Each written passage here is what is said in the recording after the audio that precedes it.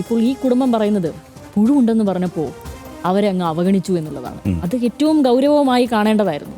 അപ്പോൾ പല ഘട്ടങ്ങളിലും പിന്നീട് ഈ റിപ്പോർട്ടുകൾ വരുമ്പോൾ, നമ്മൾക്ക് കഴിഞ്ഞ തവണ തന്നെ അറിയാം, ചികിത്സാ പിഴവുകൾ വരുമ്പോൾ റിപ്പോർട്ടുകൾ വരുന്നു. പക്ഷെ അപ്പോഴും ആരോഗ്യ പ്രവർത്തകർക്ക് വീഴ്ചയുണ്ടെങ്കിൽ പോലും അവരുടെ ഒരു എന്താ പറയുക, ഡ്രൈവിജിന് എപ്പോഴും മനോവീര്യം അല്ലേ, പോലീസിൻ്റെ മനോവീര്യം എന്ന് പറയുന്നത് ആരോഗ്യ പ്രവർത്തകരുടെ മനോവീര്യം, അവരുടേതായ ചില സംരക്ഷണവും ഒക്കെ പരിഗണിച്ചുകൊണ്ട് അവർക്ക് ഫേവറബിളായ ചില നടപടികൾ സർക്കാരിൻ്റെ ഭാഗത്ത് നിന്ന് വരുമ്പോഴാണ് ഇതിനെതിരെ, സിസ്റ്റത്തിനെതിരെ വലിയ മുറവിളി ഉയരുന്നത്.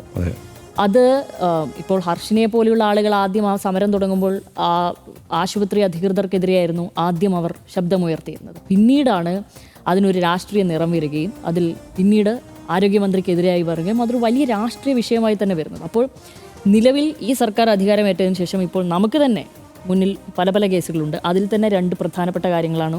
ഒന്ന് നമ്മളിപ്പോൾ പറയുന്ന പുഴുവരിച്ച കേസും, മറ്റൊന്ന് തലയിടിച്ച് വീണതും എന്നുള്ളത്. ഒരു മന്ത്രി അടക്കം മുൻപേ ഉണ്ടായ പ്രാഥമികമായി ആ വിശദീകരണം, അതായത് ആശുപത്രി വിശദീകരണം അതുപോലെ ഏറ്റുപറയുകയാണ്. ഏത് ഉറക്കത്തിൽ എഴുന്നേറ്റ് നടക്കുന്ന അസുഖമുണ്ടായിരുന്നു അയാൾക്ക്, അതുകൊണ്ട് കൂടി സംഭവിച്ചതാണോ, പിന്നെ വിശദമായ പരിശോധന നടക്കുന്നുണ്ട്. പക്ഷേ അപ്പോഴും ഈ ആരോഗ്യ പ്രവർത്തകരുടെ ഇത്തരം ബാലിശമായ വിശദീകരണങ്ങൾ ഏറ്റെടുത്ത് പറയുന്നൊരു സ്ഥിതിയുണ്ട്. പക്ഷേ കോൺഗ്രസ് ഈ കാര്യത്തിൽ, UDF ഈ കാര്യത്തിൽ കൂടുതൽ ജാഗ്രത പാലിക്കേണ്ട ഒരു സമയമുണ്ട് അതാണ് ഈ സമയം എന്ന് ഞാൻ വിചാരിക്കുന്നത്. കാരണം ഈ കണ്ട ആരോഗ്യ മേഖലയിലുണ്ടായ ഈ വീഴ്ചകൾ ഒക്കെ തന്നെ അവർ അത് വലിയ രാഷ്ട്രീയ വിഷയമാക്കിയെടുത്ത് തിരഞ്ഞെടുപ്പിലടക്കം പ്രചാരണം നടത്തി വലിയ വിഭാഗം വോട്ട് സമാഹരിച്ച ഒരാളുകൾ കൂടിയാണിവർ.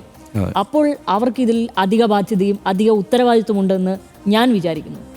അതിലേറ്റവും പെട്ടെന്ന് അതിൽ ആ വിഷയത്തിൽ ഇടപെട്ട് അത് ക്രിയാത്മകമായി പരിഹരിക്കേണ്ട ഒരു ഉത്തരവാദിത്തം അവിടെ ഇവർക്കുണ്ട് എന്നാണ് എനിക്ക് തോന്നുന്നത്. നിലവിൽ ഇവർക്ക് പക്ഷേ ഒരു പ്രിവിലേജ് ഉണ്ട് ഈ കാര്യത്തിൽ.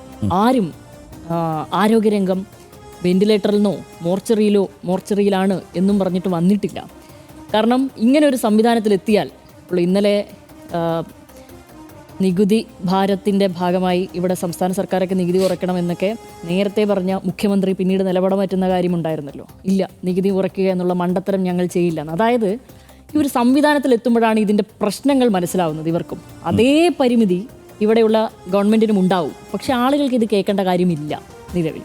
കാരണം ഇതും കൂടെ മുന്നോട്ട് വെച്ചുകൊണ്ടാണല്ലോ ഇവർ അധികാരത്തിലേറുന്നത്. അപ്പോൾ ആളുകൾക്ക് ഹൈ എക്സ്പെക്റ്റേഷനാണ്. അത് മീറ്റ് ചെയ്യാൻ ഇവരടക്കം ബാധ്യസ്ഥരാണ്. അപ്പോൾ അതിൽ കൃത്യമായ ഒരു നടപടിയും നിലപാടും ഈ ഘട്ടത്തിൽ കൈക്കൊള്ളുന്നുണ്ട്. അത് വേറെ ആരുടെങ്കിലും ശബ്ദമായി, എന്നാൽ ഒരു റിപ്പോർട്ടിൻ്റെ ഭാഗമായി അതിൻ്റെ ശബ്ദമാകാം എന്നതിനപ്പുറത്തേക്ക് ഇതിന് ഉടച്ചു വാർക്കണം എന്ന് തന്നെയാണ് എനിക്ക് തോന്നുന്നത്.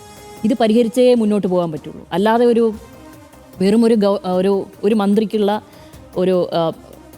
അവരുടെ റിപ്പോർട്ടിനനുസരിച്ച് ആ രീതിയിൽ നിലപാടെടുത്ത് മുന്നോട്ട് പോകാമെന്ന് പറഞ്ഞു കഴിഞ്ഞാൽ പഴയ സർക്കാരും ഈ സർക്കാരും തമ്മിൽ പ്രത്യേകിച്ച് വലിയ വ്യത്യാസമൊന്നും ഉണ്ടാകില്ല. അല്ലെങ്കിൽ ഈ പറയുന്ന എല്ലാ ചികിത്സാ പിഴവുകളിലും വിധേയമാകുന്നവർക്ക് ഇവിടെ കൊടുക്കാൻ ഒരു സർക്കാർ ജോലി ഉണ്ടാവണമെന്നുമില്ല.